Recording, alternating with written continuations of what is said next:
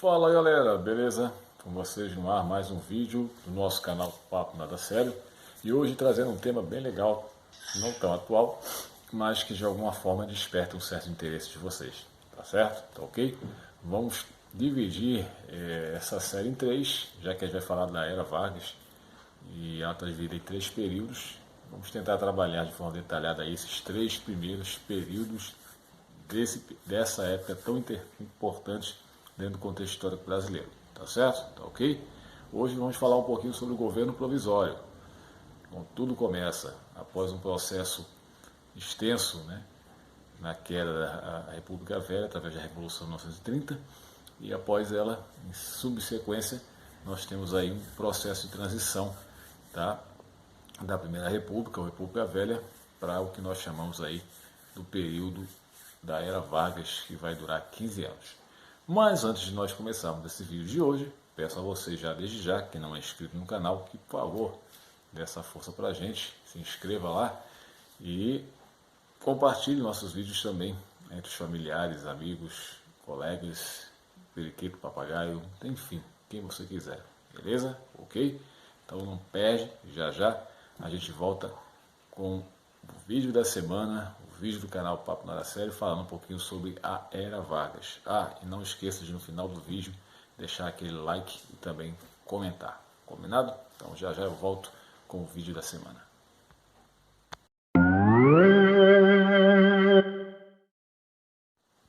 Outubro de 1930, pós-revolução, uma junta militar acaba então assumindo o poder no Brasil, destituindo Washington Luiz, o então ex-presidente da República e último representante do período chamado como República Velha. E aí, com o tempo, Getúlio Dornelas Vargas assume o poder no Brasil de forma provisória. Dá início aí o que nós chamamos de a Era Vargas. Pois é, dividido em três períodos: governo provisório, governo constitucional e a chamada ou chamado Estado Novo de Vargas. Porém, entretanto, vamos falar um pouquinho, inicialmente, inaugurando essa série de 3 episódios, falando um pouquinho, trazendo alguns detalhes importantes dessa primeira fase da Era Vargas, o governo provisório. Ok? Então, esse governo provisório começa tomando algumas medidas importantes, e logicamente que tudo isso com aval de Vargas, porque essas decisões tinham o interesse dele para que ele pudesse se manter no poder e ao mesmo tempo dar, né, a sua administração uma cara nova ao Brasil.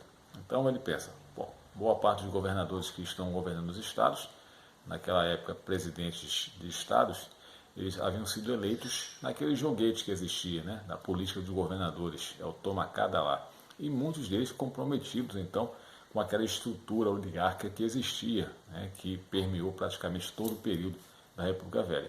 E aí, com medo de que os seus planos políticos, né, e suas metas para tentar governar o Brasil pudessem ser minadas, a primeira coisa que ele faz é justamente destituir cada um desses governadores de estado e nomear no lugar deles interventores.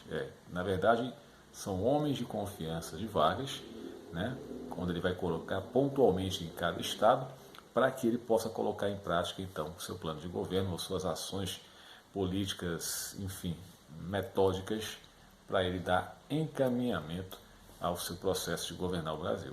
Tá? Então, a primeira ideia foi justamente essa, trazer interventores para auxiliar aí a implementação de suas ideias de governo dentro do contexto que se iniciava agora com o seu governo provisório. Lógico que a intenção, de alguma forma ou de outra, é trazer alguns eventos importantes para que isso pudesse de fato vir a acontecer. O fato é que também o Brasil passa por uma situação difícil, que coincide justamente com o que nós chamamos do crash de Nova York, a quebra da Bolsa de Valores, né, de Nova York, que lança o mundo capitalista numa crise terrível, tá? Onde empregos são perdidos, empresas falem, e o processo econômico nos países alinhados, né, à ideologia capitalista, de fato passa por um período crítico. E o Brasil não foi diferente. Vocês sabem que o Brasil aí, né, nesse momento ainda tem uma vocação agrícola muito forte e tinha no café, na exportação de café, o seu primeiro produto ou carro-chefe dentro do processo econômico brasileiro. E o próprio café passa por uma crise. Por quê? Os países que compravam não vão querer comprar café numa crise do jeito que estavam, deixando de lado as coisas que eram mais importantes internamente para eles. E o que vai acontecer? A produção cafeeira no Brasil, que era grande, acaba então acumulando-se. E aí Vargas, dentro desse processo, ele cria justamente uma política diferenciada para lidar, tá, com esse produto. E alguns historiadores dizem que ele tinha uma visão diferente. Afinal de contas, ele não fazia parte dessa oligarquia cafeeira.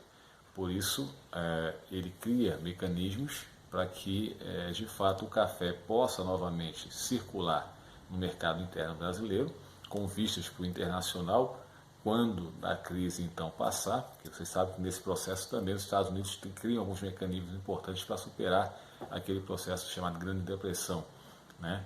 que foi uma consequência da quebra da Bolsa de Valores. E aqui no Brasil, Vargas, ele justamente pensa no meio de valorizar novamente o café, ou fazer com que o café retome seus preços, aqueles preços competitivos, né, dentro do mercado interno, para depois chegar novamente no internacional. O que ele faz? Ele compra o excedente da produção cafeeira no Brasil para distribuir para os pobres? Não. Ele compra e manda incinerar boa parte desse café. Naquele pressuposto da ideia, né, de oferta e procura, tá certo? Ele então queima boa parte desse café, e aquele que vai sobrar é justamente o café que vai circular no mercado, né? Ou seja, ele vai equilibrar a questão da oferta com a procura para que os preços possam então ser equilibrados. Em grande medida dele, nesse sentido, ele faz com que a produção cafeira de fato se normalize.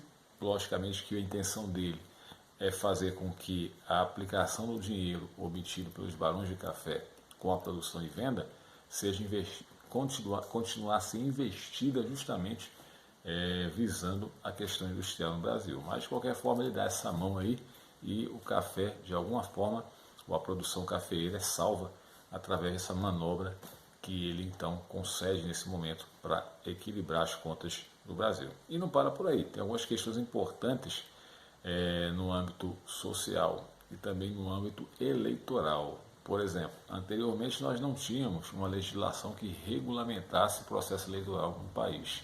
Só que aí acontece dele trazer, né, essa ideia, ventilar essa ideia e criar uma espécie de justiça eleitoral, um órgão que pudesse regulamentar as leis eleitorais para que não houvesse mais fraude.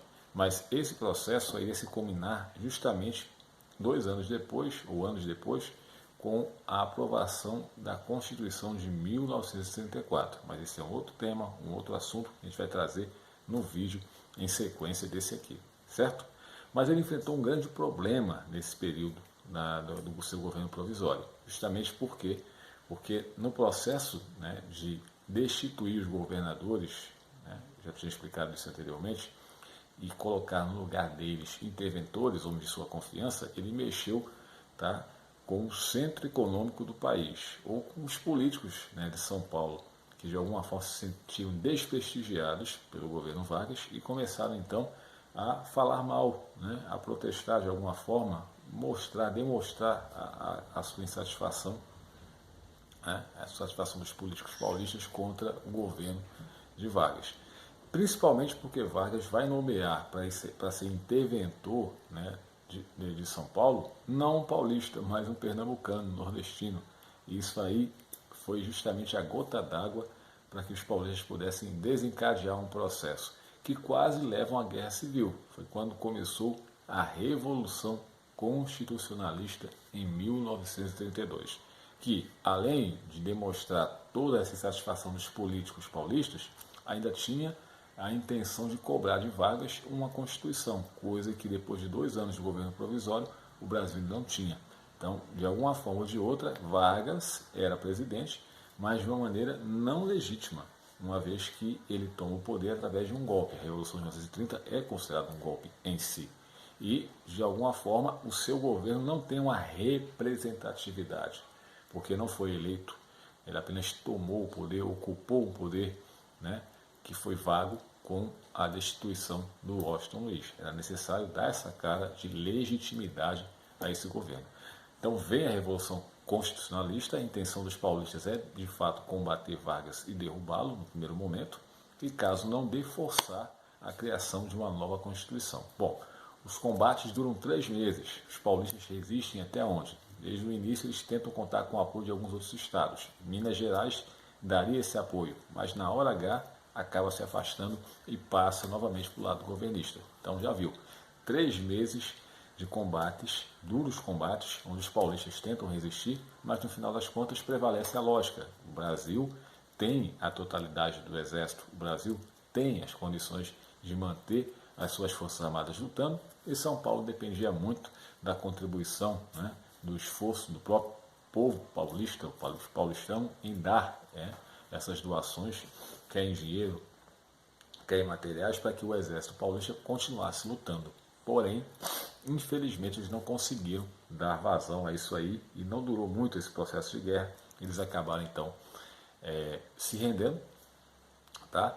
Nas armas, São Paulo, de fato, é derrotado, mas no segundo aspecto que eu considerei, lembra que eu disse que o primeiro é tentar derrubar Vargas, mas o segundo, caso não desse, forçar o governo a aceitar que o Brasil precisava de uma nova Constituição. E aí Vargas, em 33, convoca uma Assembleia Constituinte com o principal objetivo de elaborar, de fato, uma Constituição. Há eleições naquele ano, né? São eleitos representantes, inclusive a primeira mulher eleita no Brasil, que vai se tornar deputada federal e vai participar justamente desse processo de construção, né? ou escolha de leis que irão compor, de fato, a nova Constituição do Brasil. E aí, em 1934, né, está aprovada e promulgada a Constituição Liberal de 1934, que, entre alguns pontos adotados, ratifica, tá, a condição do Brasil como uma república, logicamente presidencialista, aprova, né, ou de alguma forma incrementa mais a questão do processo eleitoral e as leis eleitorais, instituindo aí, tá, um órgão para cuidar disso aí, além de uma grande bandeira ou bandeiras de luta, né, da classe operariada, da classe trabalhista na República Velha, que tanto tentou, né, mas sempre levou rebordosa, ou seja, sempre foram contestados, principalmente por conta da greve de 1917, que se exigia aí melhores condições de trabalho, melhores condições, né,